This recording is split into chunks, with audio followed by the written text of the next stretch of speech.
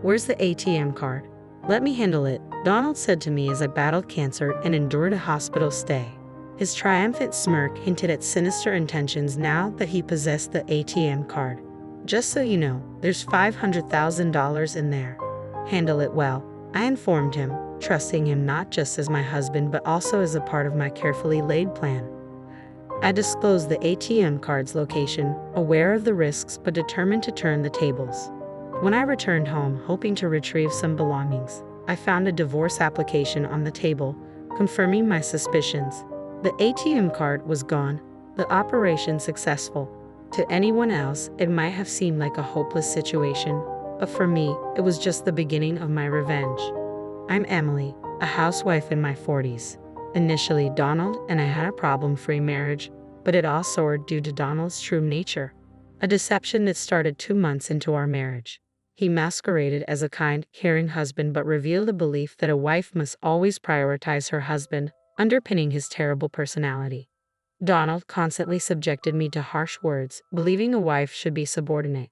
You should always listen to what your husband says, was his mantra. Failure to fulfill his whims would prompt cruel remarks like, "Aren't you capable of listening to your husband? You're a failure as a wife." His demands extended to household chores, insisting on washing his clothes separately and having his room cleaned first, no matter how unreasonable. Even meals were subject to his unpredictable moods. A wife's job is to serve what her husband wants to eat, he'd say, rejecting even his favorite dishes if they didn't suit his fancy. It was unreasonable, yes.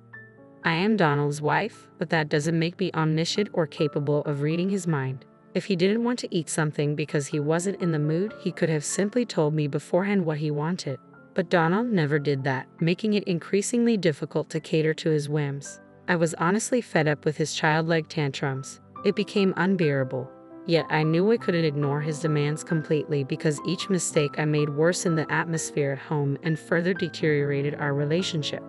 Living under such forced conditions was taking its toll. While doing household chores, I lost consciousness, collapsing with a loud noise that alerted a concerned neighbor. They contacted the building manager, who found me and called an ambulance. Taken to the hospital and regaining consciousness, I was immediately admitted for tests. My wishful thinking, hoping they wouldn't find anything wrong, was shattered when I was diagnosed with cancer. Whether it was caused by stress or not, I experienced severe dizziness that left me unable to stand. A nurse had to support me as I sat down suddenly. The doctor advised me to contact family members. I tried reaching out to my parents' home, but my mother had passed away a few years ago, and my father needed care, living with my brother and his wife 3 hours away by plane. It was impossible for them to come quickly. I called Donald, but only reached his voicemail. Leaving a message, I realized he had turned off notifications for messages from me, likely meaning he wouldn't notice it promptly. I could have gone to retrieve my belongings myself, but the doctor advised against it, so I reluctantly gave up on that idea. Hours later, Donald finally contacted me with a brief message. "I'll come to the hospital tomorrow. Wait for me." His message lacked any concern for my condition, leaving me uncertain if he would even bring my necessities. His indifference felt like a heavy burden. Earlier, I had explicitly asked Donald to bring my belongings that day. I urgently needed a change of clothes and toiletries left at home. Despite my repeated messages, there was no response. After hours of distress, Donald finally read my messages and bluntly replied, "Shut up and be quiet." Considering my urgent need due to being hospitalized for cancer, his response was shockingly disappointing. Honestly, I hadn't expected much from Donald to begin with. True to form, he didn't show up at the hospital that day. I tried to be realistic, but a part of me couldn't let go of hope, making my first day in the hospital even more difficult. The nurses sympathized with me, which only added to my emotional pain. The next day around noon, just as promised, Donald showed up. Casually, he remarked, "You look healthier than I thought. I expected you to be more frail." His comment infuriated me. "Just put down the bags and leave," I said angrily. Tilting his head, Donald responded, "What bags?" My frustration boiled over. Wasn't he supposed to bring my things? Unable to contain my anger, I glared at him. "What's that look for?" he snapped back, clearly annoyed. His unreasonable behavior pushed me to my limit, but I tried to stay calm. "Then why are you here if you didn't bring my things?" "There's no point." "I had another errand," Donald replied in a confused tone to my angry question. "Another errand? What is it? I pressed impatiently, exhausted from anxiety and sleep deprivation. Donald hesitated, as if debating whether to say something. If you have something to say it now, I urged him. Finally, with a laugh, Donald revealed his true intention. Where's the ATM card? Let me manage it. Trust me. His request suddenly made sense.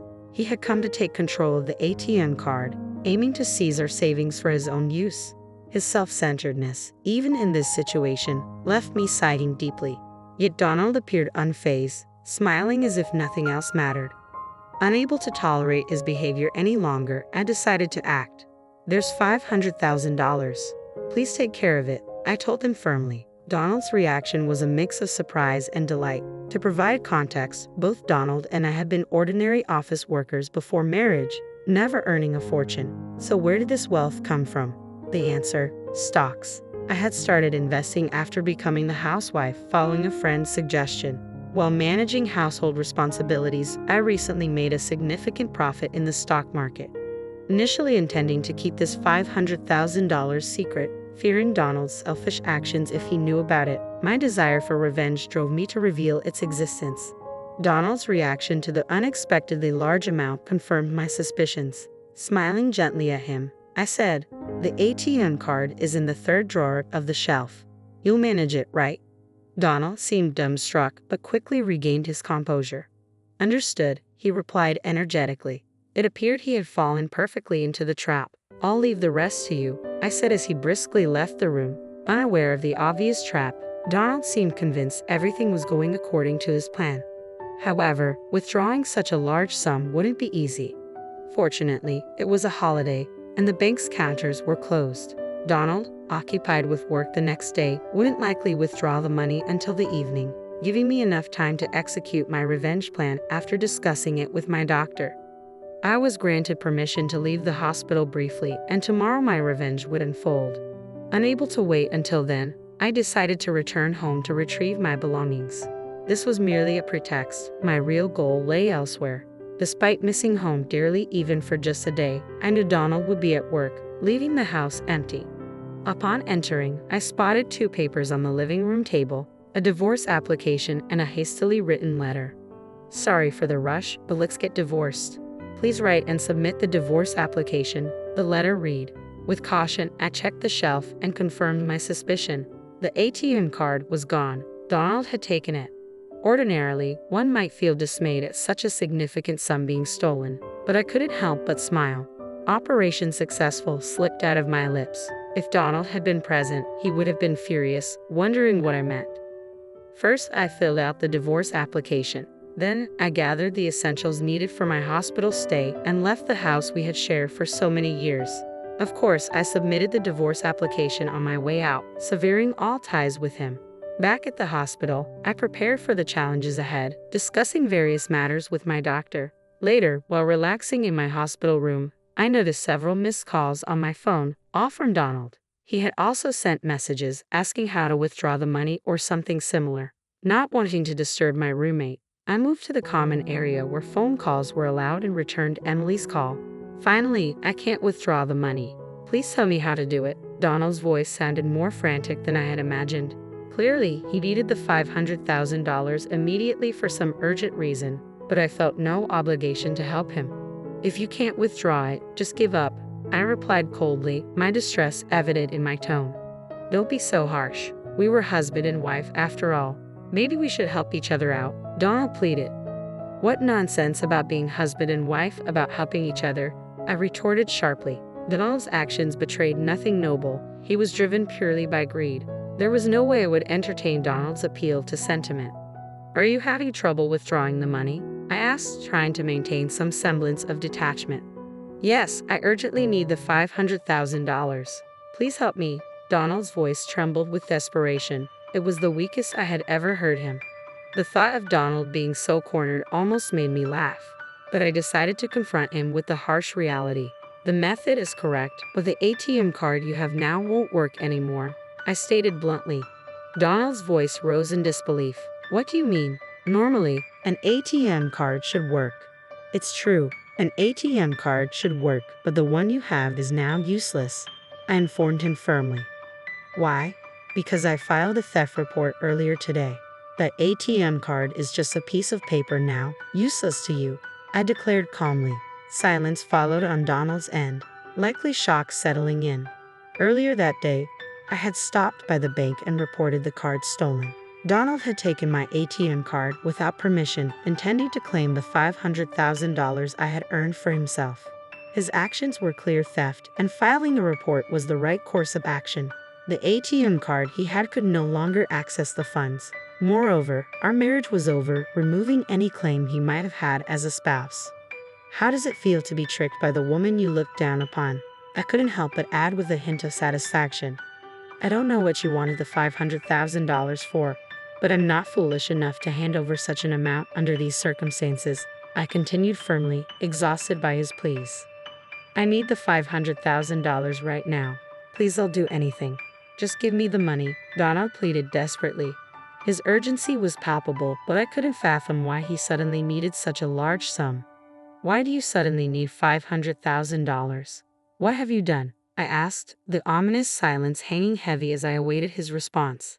Donald began to explain. 2 days ago, upon learning about the $500,000, he impulsively quit his job, expecting a windfall. He spent a large portion on gambling, accumulating a debt of $300,000. Now, lenders were demanding repayment within a week, or his future was uncertain. Donald believed he could resolve everything with the ATM card linked to the $500,000. He continued living lavishly, assuming the funds were his. However, when he attempted to withdraw the money that evening, he discovered the card was useless. Now, without the $500,000, my future is uncertain, Donald admitted, his desperation evident. He had abandoned the divorce papers and shamelessly contacted me for help. I don't know what will happen if this continues. Donald's voice trembled with panic, and it seemed there was no falsehood in his story. His reckless actions elicited a deep sigh from me. Donald had done the unthinkable. Seduced by the allure of a large sum of money, he had recklessly spent $300,000 in just a few days. The old me, who had once tolerated his terrible behavior and modestly lived with Donald, might have extended a helping hand. But now I was a different person. There was no love left for Donald, and no matter how much he begged, I felt no pity, only a faint amusement that he thought I would care. Still, Donald hadn't given up. Please help me, you're the only one I have left, he pleaded desperately. His appeals grated on my nerves. I want to rid myself of this nuisance and focus on my treatment. This was a situation of Donald's own making. If he had shown concern for me as a husband and brought my things on the day I asked, I might have considered sharing some of the $500,000 with him, but he had chosen otherwise. I'm sorry, but I have no intention of giving you the $500,000 or helping you. It's your own responsibility, I replied firmly, my tone unyielding and harsh. After all this time of not behaving like a husband, it's cowardly to ask for help now just because we're technically still married. Don't be so cruel. We were married, after all. Our long relationship doesn't just disappear with a divorce paper. Donald tried to appeal to her past. What relationship? I retorted sharply. You've only leaned on me. You're making excuses to manipulate the situation in your favor. I refuse to waste another minute on him. I will not give you the $500,000, no matter what you say. Donald's desperation escalated. Please, Emily, I'm begging you. You're the only one I can turn to. If you abandon me, I don't know what will happen to me. Donald's tone implied blame directed at me for his predicament.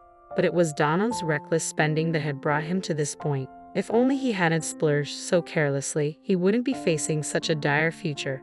If he hadn't cut me off thinking he had access to money, none of this would have happened. Stop making excuses. You're facing the consequences of your own actions. Handle it yourself, I told him firmly before ending the call. Ignoring several subsequent calls from Donald, I blocked his contact to ensure no further communication. With the divorce papers filed and submitted, Donald and I were officially strangers.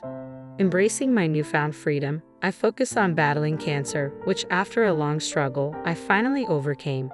Upon discharge from the hospital, I learned from a friend that Donald's whereabouts had become unknown. Desperate after losing contact with me, he had tried to borrow money from his in-laws and friends. However, his urgent request for $300,000 raised suspicions, and no one lent him a penny. Donald's fate remained a mystery to me, but it was clear he was enduring more suffering than he could have imagined. A sense of deep satisfaction washed over me. Post-cancer, I moved out of the house I had shared with Donald, found a new home, and began working from home, relishing my independence. Thankfully, my finances were secure. Occasionally asked by friends if I would find new love, memories of my tumultuous life with Donald discouraged any thoughts of remarriage. I preferred the freedom of